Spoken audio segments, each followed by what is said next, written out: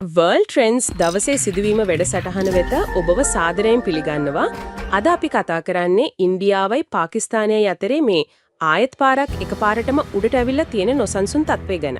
මේක පටන් ගත්තේ අර අප්‍රේල් 22 වගේ නේද? ඉන්දියන් කාශ්මීරයේ පහල්ගාම් වල අර සංචාරකින්ට ප්‍රහාරයක් එල්ල වුණානි. ඕහෝ. ඊට පස්සේ ඉතින් මේ 7 වෙනිදා ඉන්දියාවෙන් ලොකු ප්‍රතිචාරයක් ආවා පාකිස්තානෙටයි පාකිස්තාන පාලිත කාශ්මීරයටයි මිසයිල් ගහලා ඔපරේෂන් සින්දූර් කියලා නමක් දාලා තිබුණා නේද? ඔව් ඒ නම තමයි පාවිච්චි කළේ. ඉන්දියාව කියන විදිහක නම් එයාලා මේකෙන් කෙලින්ම පාකිස්තාන හමුදාවට ගහුවේ නෑලු. එයාලා ඉලක්ක කරලා තියෙන්නේ අර කියන්නේ ලස්කරි තයිබා ජෙයිෂි මොහමඩ් වගේ අර කණ්ඩායම් ඉන්නවනේ. ත්‍රස්ත කණ්ඩායම්. ඔව්. එයාලගේ මූලස්ථාන පුහුණු කරන තැන් ආයුධ තියෙන තැන් වගේ ස්ථාන 9කටලු ගහුවේ. බහවල්පූර් මුරිඩ්ගේ මුසෆරාබාද් වගේ පැතිවල. හරි. ඉතින් එයාලගේ පැත්තෙන් කියන්නේ මේක ඉස්සරහට එන්න පුළුවන් ත්‍රස්ත ප්‍රහාර වළක්වන්න කලින් ගත්ත පියවරක් කියලා. ඒත් ඉතින් පාකිස්තානේ මේක දකින්නේ සම්පූර්ණයෙන් වෙනස් විදියකට නේද? අනිවාර්යයෙන්ම. එයාලා කියන්නේ මේක යුද ප්‍රකාශ කිරීමක් වගේ කියලා. අගමැති ෂෙහබාස් ෂරීෆ්ම මේක හෙලා දක්වලා ප්‍රතිප්‍රහාර දෙනවා කියලා තිබුණා නේද? ඔව් එහෙම ප්‍රකාශයක් කරා. ඒ වගේම තමයි පාකිස්තාන පැත්තෙන් ලොකු චෝදනාවක් එනවා. ඉන්දියාව සිවිල් වැසියන් ඉලක්ක කළා කියලා. එහෙමද? ඔව්. එයාලා කියන්නේ ඉන්දියන් ප්‍රහාර වලින් ළමයිනුත් ඇතුළුව සිවිල් වැසියන් 26ක් විතර මැරිලා. තව 40 ගානකට තුවාලයි කියලා. බහවල්පූර් මුරිඩ්ගේ වගේ තැන්වල මුස්ලිම් පල්ලි දෙකටත් හානි වෙලා කියලාත් කියනවා.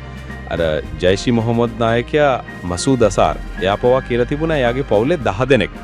ඒකේ ළමයිනුත් ඉන්නවා 5 දෙනෙක්. මේ ප්‍රහාර වලින් නැති වුණා කියලා. අනේ. ඉතින් මේ වගේ වෙලාවක දෙපැත්තෙන් වෙන තොරතුරු හරිම පරස්පරයි.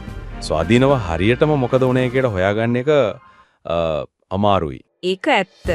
එතකොට පාකිස්තානෙත් ප්‍රතිචාර දෙක්වා කියලා කියනෝ නේද? එයාලා ඉන්දියන් යානා එහෙම බිම දැම්ම කියලාත් කතාවක් ගියා. ඔව් පාකිස්තානය කියන්නේ එයාලා ඉන්දියන් හමුදා ස්ථාන වලට පහර දුන්නා කියලාත් අර ප්‍රාන්සෙන් බට්ට රෆාල් යානා ඇතුළුව ඉන්දියන් ප්‍රහාරක යානා 5ක් හරි අතක් කරේ.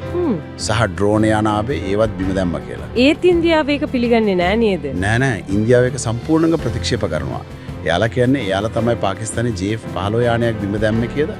හැබැයි ඉතින් ඒකම වගේ ඉන්දියාවේ මේ යානත් තුනක් එයාලගේම භූමිය ඇතුලේ කඩා වැටුණා කියලාත් වාර්තා වුණා.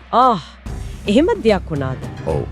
ඉතින් මේ තොරතුරු හරිම පටලැවිලි සහිතයි. ඇත්ත මොකද්ද කියන එක හොයාගන්න අමාරුයි. ඇත්තටම මේ හමුදා ගැටුම් අස්සේ ඉතින් අහිංසක මිනිස්සුන්ටත් ලොකු බලපෑමක් වෙලා වගේ නේද? ඔව් ඒක තමයි කනගාටුදායකම දේ. ඉන්දියාව කියනවා පාකිස්තානයේ අර කාලතුවක්කු ප්‍රහාර වලින් එයාලගේ පැත්තේ පූන්ච් දිස්ත්‍රික්කයේ ළමයිනුත් අතුළුව සිවිල් වැසියන් 15ක් විතර මැරිලා ගොඩක් අය තුවාල වෙලා කියලා.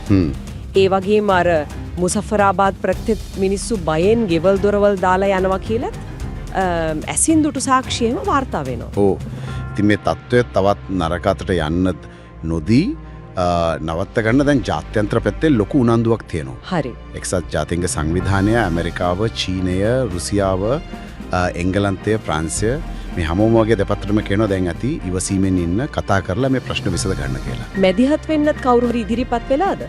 ඔව් ඇමරිකාවයි රුසියාවයි දෙගොල්ලොම කියලා තියෙනවා. එයාලා මැදිහත් කරුවන් විදියට ඉන්න ලෑස්ති කියලා. මේ අතර ඉතින් පාකිස්තානයේ අර ගුවන් සීමාව ටික කාලයකට වැහුවා. ඔව්. ඒක ඉතින් අර ජාත්‍යන්තර ගුවන් ගමන් වලටත් බලපෑවා. ඉන්දියාවෙත් ප්‍රධාන නගරවල ආරක්ෂක අභ්‍යාසයම තිබ්බ කියලා ආරංචි. මේ ඔක්කොම දිහා බලද්දී අර මීට අවුරුදු කීපයකට කලින් 2019 වගේ අධ්‍යයනයකින් කියලා තිබ්බ කතාව මතක් වෙනව නේද? මොකද 2025 වෙද්දී ඉන්දියාවයි පාකිස්තානයයි අතරේ න්‍යෂ්ටික යුද්ධයක් වෙන්න පුළුවන්. ඒකට මුල පිරෙන්නේ ලොකු ත්‍රස්ත ප්‍රහාරයකින් වෙන්න පුළුවන් කියලා. ඔව් මටත් මතකයි ඒක. හරියට. මේ සිදුවීම් දාමය ඒ අනාවැකියේ සෙවණැල්ලක් වගේ නේද දැනන්නේ? ඇත්තටම. මොකද මේ න්‍යෂ්ටික බලවතුන් දෙන්නෙක් අතරේ මේ වගේ ගැටුමක් සාමාන්‍ය යුද්ධයක් වුණත් කොයි වෙලේ මොන පැත්තට පෙරළෙයිද කියන්න බෑ. ඒක මිලියන ගානක මිනිස්සුන්ගේ ජීවිතවලට විතරක් නෙමෙයි මුළු ලෝකෙටම දේශගුණයට කැම බීම වලට හැමදේටම බලපාන්න පුළුවන් දෙයක්. ඉතින් මේ දැවෙන දේවල් එක්ක අර අනතුරු ඇඟවීමේ බරපතලකම තවත් වැඩි වෙනවා වගේ. ඇත්තටම. ඉතින් මේ වේගවත් සිදුවීම් එක්ක අර න්‍යෂ්ටික අවදානමත් ඔළුවේ තියාගෙන බලද්දී ඇත්තටම ලොකු ප්‍රශ්නයක් මතුවෙනවා. මේ රාජතාන්ත්‍රික කතාබහ වලින් මේක පාලනය කරගන්න පුළුවන් වෙයිද? එහෙම නැත්නම් අපි මේ දකින්නේ අර කල් තියා කියපු භයානක ගමනක මුල් පියවරවල්ද කියන එක. අද දවසේ සිදුවීම පිළිබඳ මෙම විමසුම මෙතනින් අවසන්. තවත් මෙවැනි වැඩසටහන් නැරඹීම සඳහා World Trends channel එක subscribe කරන්න.